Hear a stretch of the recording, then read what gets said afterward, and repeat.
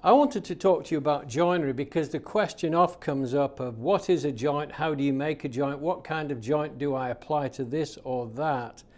And it's really not very confusing if you boil it down to this one key fact that almost everything that's ever made is using one of three joints. So it could be a housing dado, it could be a dovetail joint, it can be a mortise and tenon joint, and it can be a variation on those themes. But there's not much diversity between the two. So I want to just talk to you, show you what they are, why we make them. What is a joint? Well, in my estimation, a joint is the component of one part, two pieces of wood. One is reduced to, in some way, pass into or through another piece. Basically, that's it. So introducing a third component like a dowel is not really a dowel joint, it's just a dowel. And that's my version of it. So what we're talking about is solid wood of one piece passing into another. So let's take a look at this. This is what I would call the dado joint or the housing joint. I've hybridized the two and put the two together in one title, called it the housing dado. The housing dado is basically a shelving joint. You can use it for bookshelves. So I call it the bookshelf joint. That's what we use it 90% of the time for, is for housing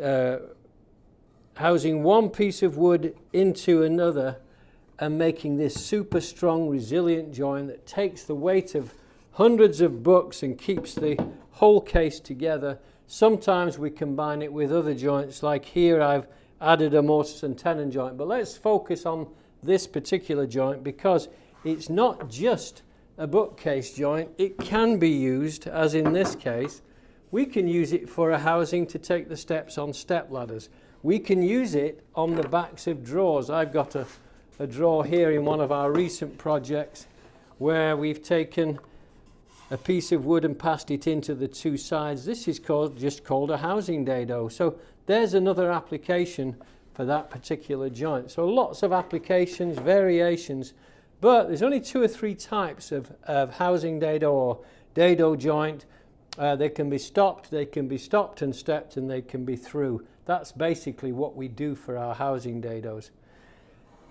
When we go to the next joint, here we've got the dovetail box. This is what we would call a box joint. It's a dovetail joint. It's not machine made, it's handmade. It can be machine made, of course.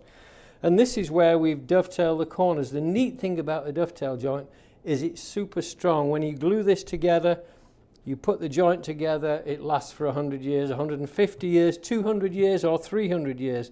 There's no reason with care why it wouldn't last for 300 years.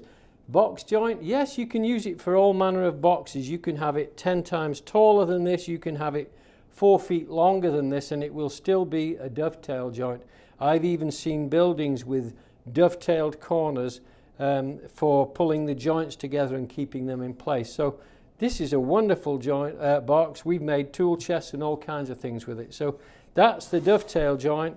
Doesn't have many applications. You can make a box with housing dados, but it's not as neat or as strong usually as it will be with the dovetail. So this is where the joints start to become dedicated. So a dedicated shelving joint, a dedicated box joint, and then we take a look at this table here has mortise and tenon joints which unite these corners together.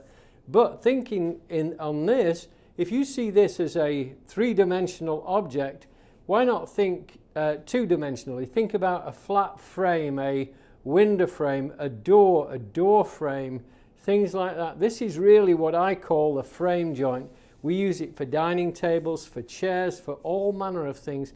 And this is quite simply where we have a hole in one part and a hand in the other, and it passes into that joint. This is what a mortise and tenon joint is, and they can be varied. Again, they have slight variations, not too many variations.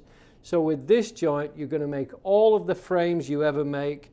Don't consider a mitered frame, a mitered joint. It's not technically a joint because no part of it passes into or through another unless you put a tenon on it.